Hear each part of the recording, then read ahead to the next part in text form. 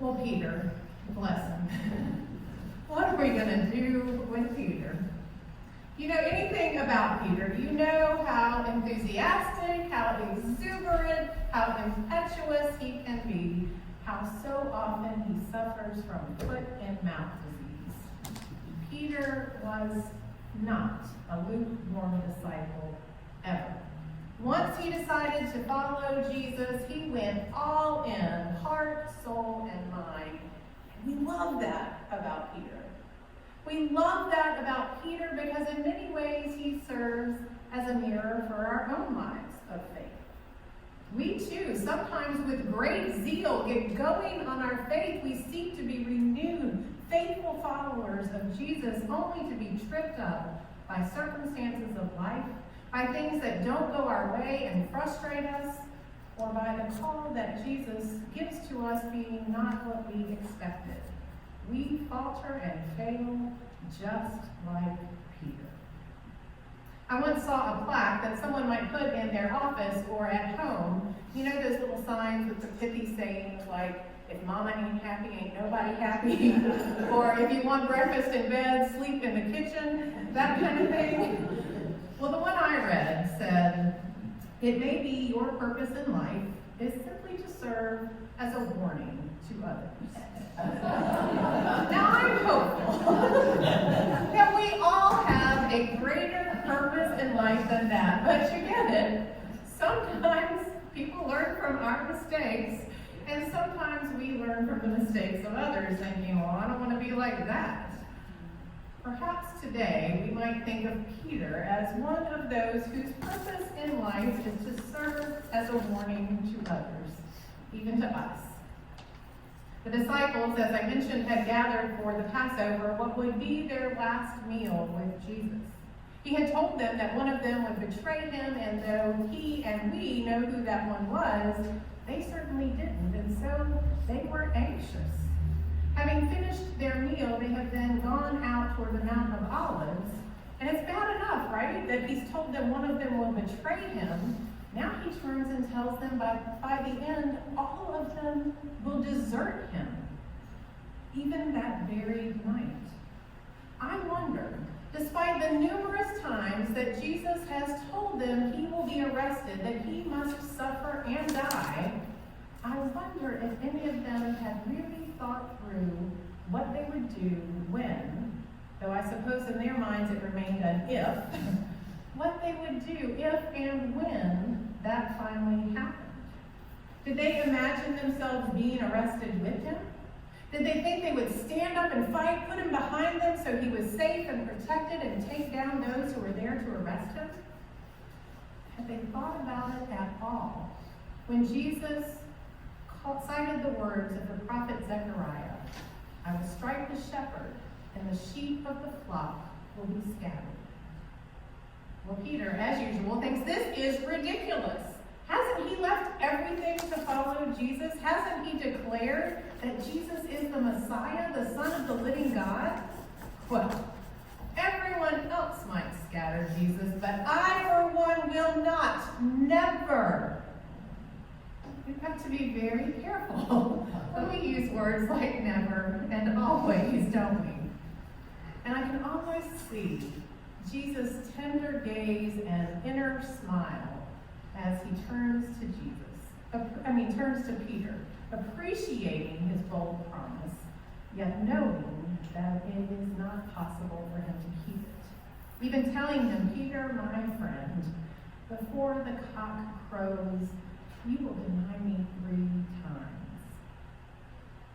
The thing is, when Peter says he won't, never, he means it. He really does, just as we mean it when we use words like that, which prompts him to further proclaim that even if it means he has to die with Jesus, he will not deny him. Never. And the rest of the disciples then use that occasion to jump on board, nodding their heads, yeah, me too. Even if it means death, me too. Peter's promise to never fall away is an example of his devotion to Jesus. He believes in him. He loves him. He wants to be faithful, and he promises to do so. And isn't that what we do?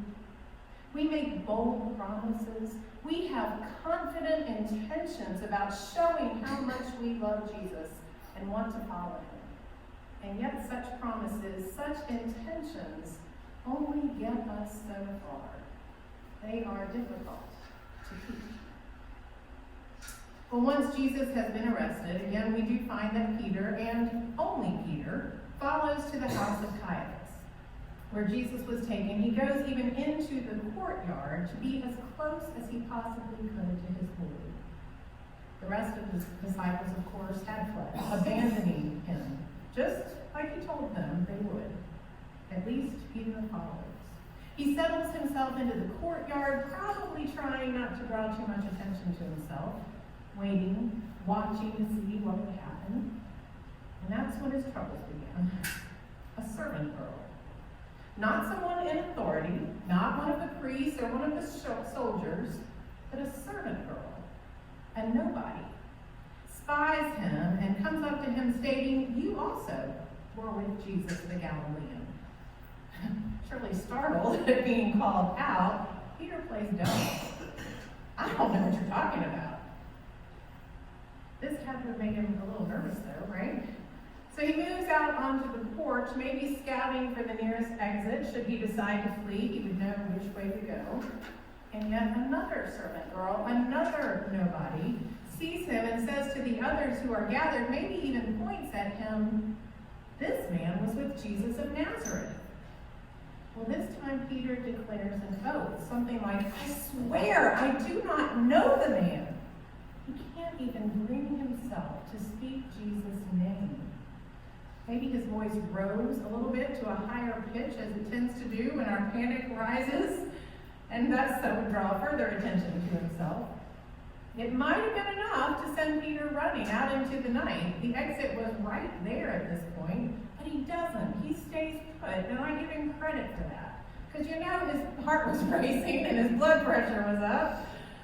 The gathered crowd by now is looking at him, nodding, muttering to each other about him, and soon some of them approach him.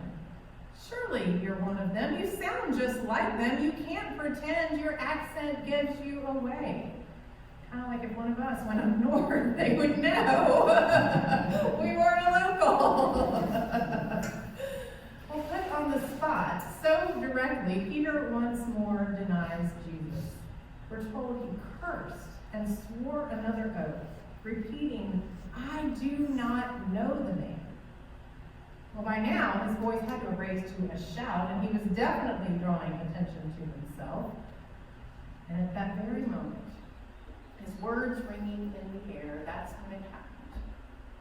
The cock crowed.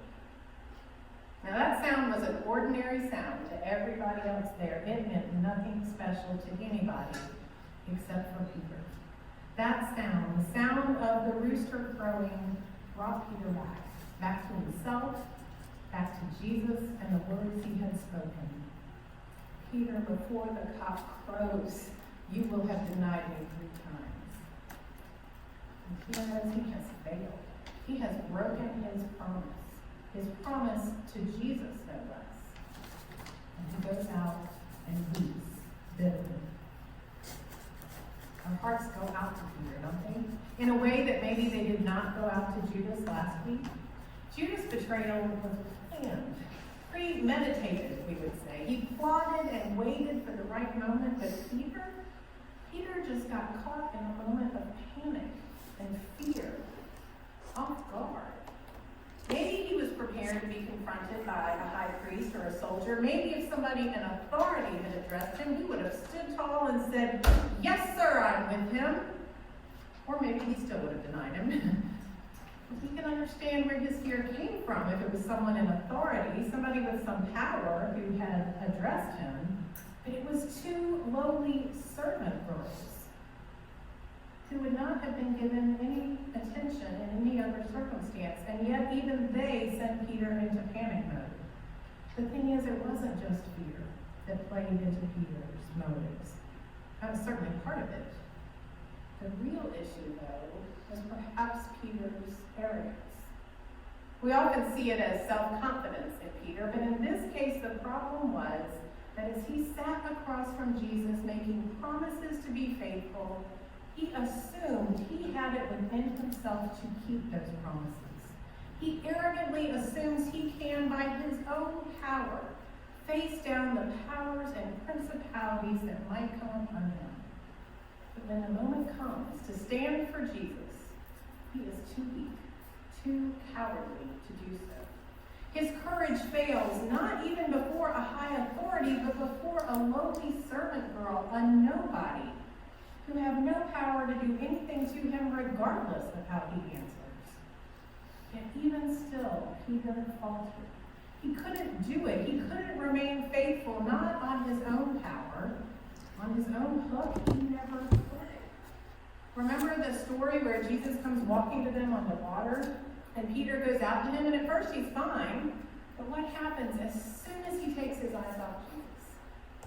He begins to sink, and he panics, crying out for help. And the same is true for us. We cannot be faithful to Christ on our own without the power of the Holy Spirit. We make similar promises to what Peter did. We vow to love God with all that we are until that gets in the way of what we'd rather do. We hear the commandments to love God and to love our neighbor, and we try until our neighbor decides to get out their lawnmower before we're even out of bed on a Saturday morning. That happened to me yesterday. Or before they cut us off in traffic or blow their horn because we didn't move quickly enough when the light turned green. Or someone asks us about our faith. Why we go to church, why we believe in Jesus, and we get uncomfortable and mutter something insignificant like, well, I don't know, I just do, I guess. Or, well, I don't go to church all the time. It's not like I'm a Jesus freak or anything. If only a cock would crow every time we ourselves did something that denied Jesus. We used to live in a small town where we were in Virginia, and someone, a church member no less, who lived across the street, owned a rooster. And apparently that rooster could not tell time because it crowed all the time. And it was a little unnerving, right, to walk out of church and hear that thing crowing as if it were convicting us or accusing us before we even got to our car. I suspect if a cock crowed when we did something to deny Jesus, it would be like that rooster in Virginia. I was not sad when that rooster died. Crowing at all hours of the day and night.